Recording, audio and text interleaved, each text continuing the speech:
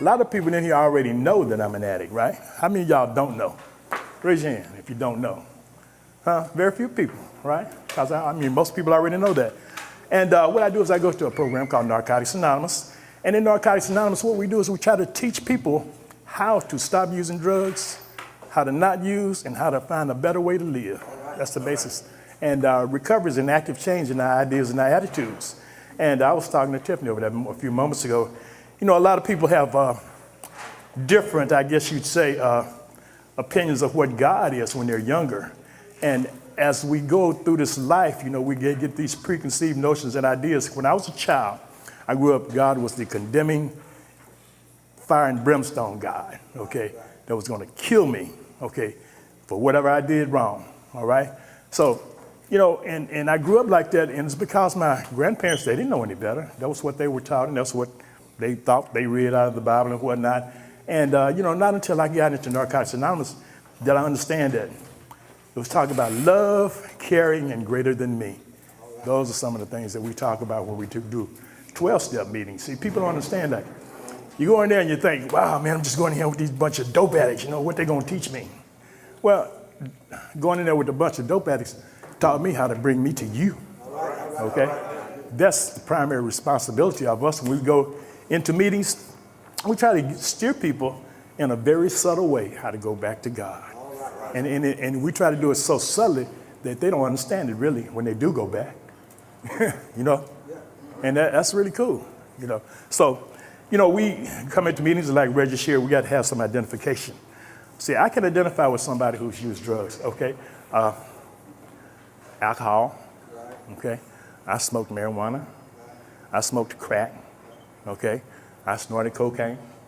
For a couple of times, I even shot cocaine, okay?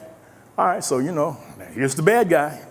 But for the grace of God, you know, and the fellowship of Narcotics Anonymous, then, you know, it brought me back to the realization that, man, that's not the way I need to live, the way I want to live.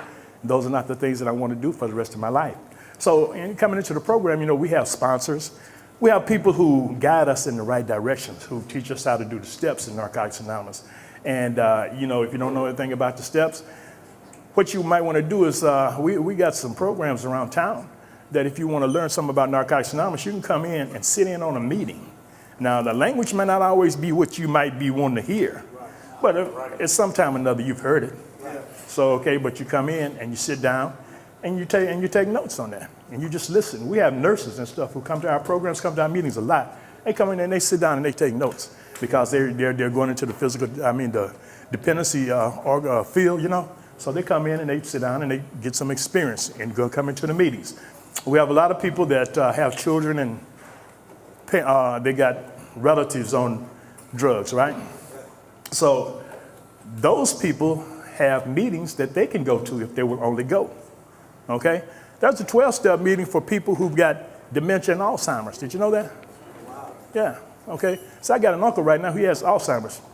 His wife, which is, actually she's my cousin, but I call her my aunt because she grew up with my mother.